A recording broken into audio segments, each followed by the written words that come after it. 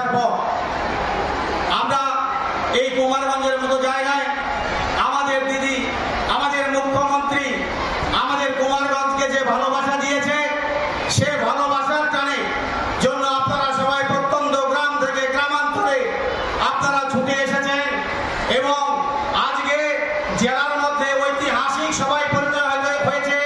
কুমারগঞ্জ শুধু গোটা ভারতবর্ষ জুড়ে তার বিরুদ্ধে আমাদের নেত্রী মমতা ব্যানার্জি যে লড়াই সংগ্রাম ঘোষণা করেছেন, গোটা রাজ্য জুড়ে গোটা ভারতবর্ষের সমস্ত জায়গায় যারা সংবিধানের প্রতি আনুগত্য আছে, সমস্ত মানুষের প্রতিনিধি হিসাবে সেই লড়াই এবার একটা পূর্ণ রূপ পেতে চলেছে। আমাদের এবারকার লোকসভা নির্বাচনকে সামনে রেখে আজকে আপনারা জানেন যে বালুরঘাট লোকসভা কেন্দ্র, এখান থেকে কত শুভেচ্ছা, ধন্যবাদ, অভিনন্দন জানিয়ে আমার বক্তব্য শেষ করছি। নমস্কার, জয় হিন্দ। তৃণমূল কংগ্রেস জিন্দাবাদ, মমতা ব্যানার্জি জিন্দাবাদ, অভিষেক ব্যানার্জি জিন্দাবাদ।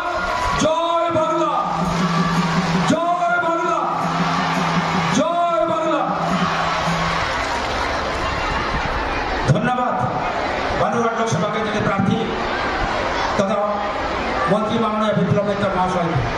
এবার আপনাদের সামনে সংক্ষিপ্ত বক্তব্য রাখবেন দক্ষিণ দিনাজপুর জেলা তৃণমূল কংগ্রেস কমিটির চেয়ারম্যান তথা আমাদের বিধায়ক মাননীয় তোরাব হোসেন মন্ডল মহাশয়। আমি তোরাব বাবুকে বক্তব্য রাখবার জন্য অনুরোধ করছি।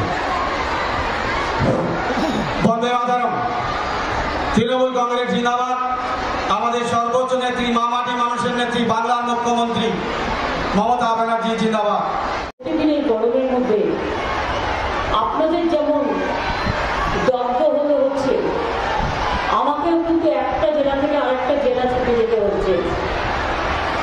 আমি 31শে মার্চ থেকে নর্থ বেঙ্গলে আছি এবং প্রোগ্রাম চলছে। শুধু একদিনের জন্য ঈদ মোবারক পর্ব। পশ্চিমবাংলার ইলেকশন, যখন বাংলার ইলেকশন হবে, আমাদের সরকার কি করেছে না করেছে আপনাদের প্রত্যেকটা হিসেব নিকেশ আমরা দেব। আজকের ইলেকশন তো দিল্লির ইলেকশন, মোদী বাবুর বিরুদ্ধে ইলেকশন। এই ইলেকশনে মোদী সরকারকে কৈফিয়ত দিতে হবে, বিজেপির গদ্দারদের কৈফিয়ত দিতে হবে যে তোমরা 10 বছরে কি করেছ মানুষের জন্য। জবাব চাই, জবাব দাও। এটা পশ্চিমবাংলার নির্বাচন নয় যে আমাকে কৈফিয়ত দিতে হবে। যখন পশ্চিমবাংলার নির্বাচন আসে, একবার কেন 1000 বার কৈফিয়ত দেবো, কারণ এটা মানুষ আশা করে। আর আজকে আমাকে গালাগালি না।